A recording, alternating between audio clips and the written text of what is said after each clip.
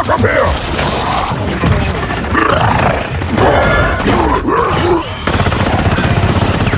Best shoes ever! At the beginning of the movie, the god of the darkness and destroyer of the world, Null, is seen. Long ago, his dark region was attacked by light, causing his creation, the symbiotes, to betray him and lock him up so that he remained imprisoned. They created the Codex, a key that could free him. His mission was to find it, and once freed, he planned to annihilate life on every planet, and as a reward for his creatures, the xenophages, he would give them the freedom to rule those planets.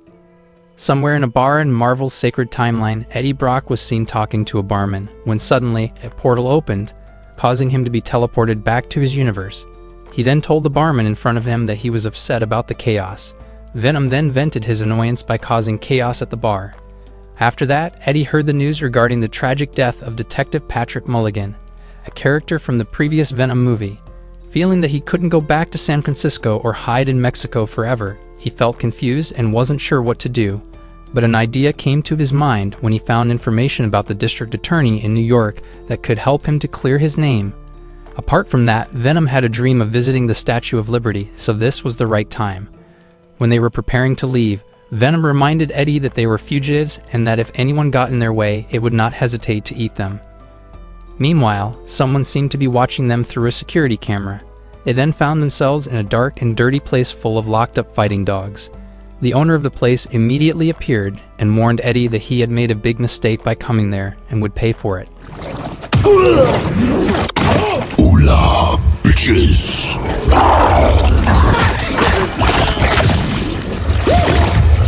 After getting rid of the enemy, when they left that place, one of the xenophages was watching them. Meanwhile, a mysterious figure who was also watching Eddie's movements reported this discovery and asked General Strickland to go to the bar. The barman noticed a small piece of venom was left on the table. When General Strickland came to get the sample, he questioned the barman, who described Eddie as a strange man talking to himself with big hands that looked unusual.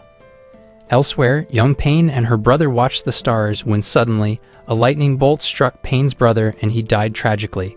But it turned out to be just a dream. Payne woke up hearing the surprising news that General Strickland would be heading to Area 51. She decided to join him.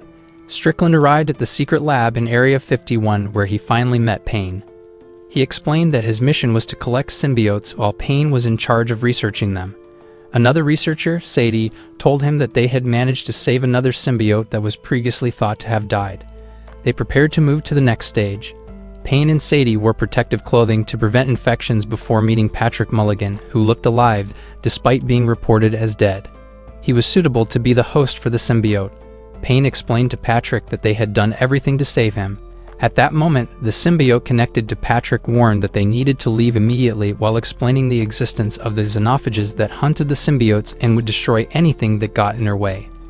That symbiote also revealed the existence of the void that stretched beyond the boundaries of the universe, more terrifying than they could imagine. While the symbiote explained about this, Null was seen laughing loudly while destroying everything behind him. Meanwhile, Venom and Eddie were on their way to New York on a plane. Venom told Eddie that they were on a journey to restore Eddie's name and seek peace, but then, the xenophage, the creature that tracked Venom, jumped onto the plane. Venom managed to defeat the creature by throwing it into the turbine of the plane, which then destroyed it. After the victory, Venom apologized to Eddie, saying that it had to disappear to protect him. Without hesitation, Venom jumped from the plane, turning into a parachute to bring them to land. Somewhere else, there was a family who had sacrificed many things to fulfill their father's dream, named Martin, to visit Area 51. They saved every penny to make this trip a reality. When they passed the road, they didn't realize that the xenophage had fallen behind them and started to heal itself. Eddie asked Venom for an explanation about the creature that attacked them earlier. Venom told him that the creature was a xenophage, a symbiote hunter sent by Null, and there must be more than one out there that was trying to capture them. Venom also talked about its origin and Null, the creator of symbiotes. He was betrayed and imprisoned by his own creation in a prison designed to hold him forever. When Eddie said the name Null, Venom immediately warned him not to say that name again, because just mentioning it could attract the attention of Null. Venom explained further that Null was hunting him because Eddie carries the Codex, a unique life essence formed when he was revived by Venom after experiencing death. If the symbiote or the host died, Codex would disappear too. They then kept walking until they found a horse. Venom then possessed it and used it as a transport for them. Ride me, cowboy! You are an asshole! Now that's horsepower! At the lab, Strickland and Payne argued about the symbiote. Payne was sure that the symbiote was escaping from something, but Strickland thought otherwise. Without wasting more time, he then commanded his team to hunt Eddie, whom they had managed to track. To help Eddie, Venom threw him into the river and tried to hide, but Strickland's troops had found them. Venom tried to escape by possessing a fish, but to no avail. He and Eddie were almost caught, but suddenly, the xenophage from earlier showed up and attacked. The army immediately focused on attacking it, allowing Eddie and Venom to escape.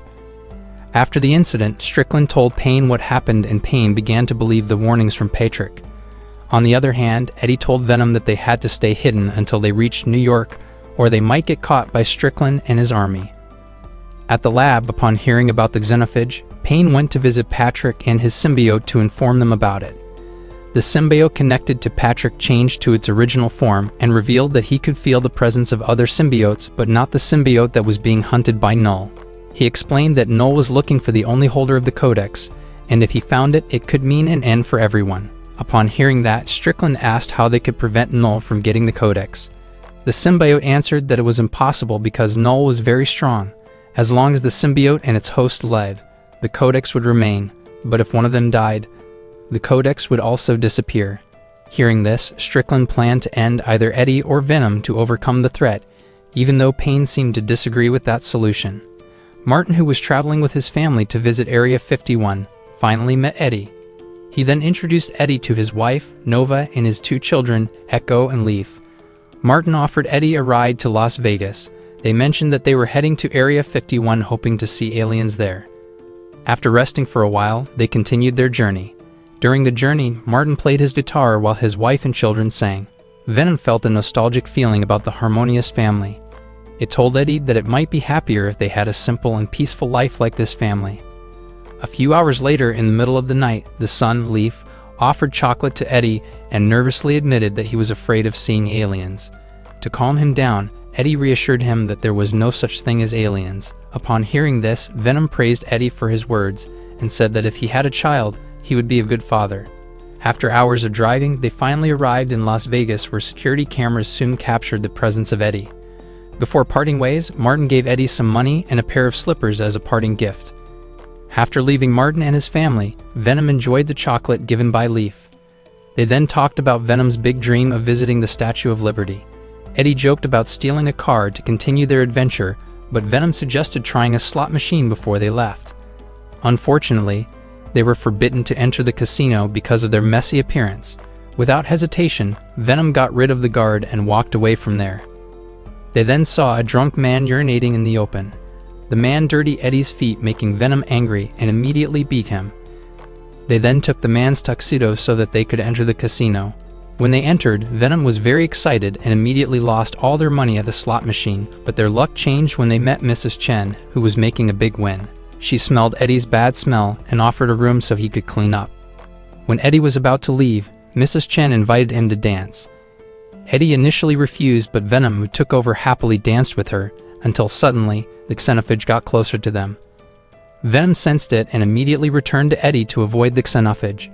When the xenophage showed up, Venom had hidden himself and the xenophage couldn't detect him, so it left. But shortly after, the army sent by Strickland showed up and arrested Eddie. They hadn't realized that the xenophage was still there.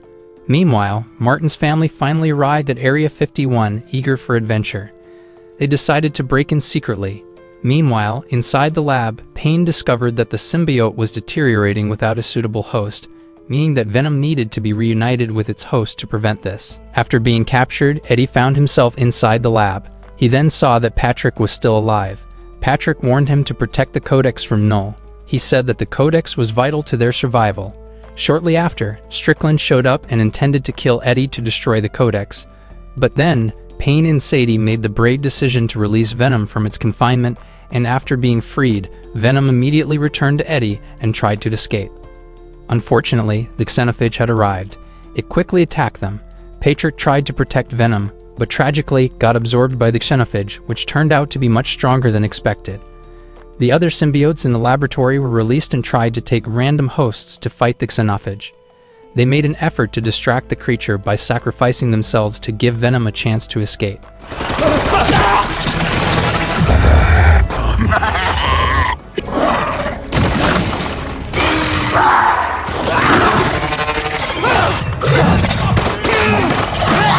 Some of them damaged the laboratory to create an escape route.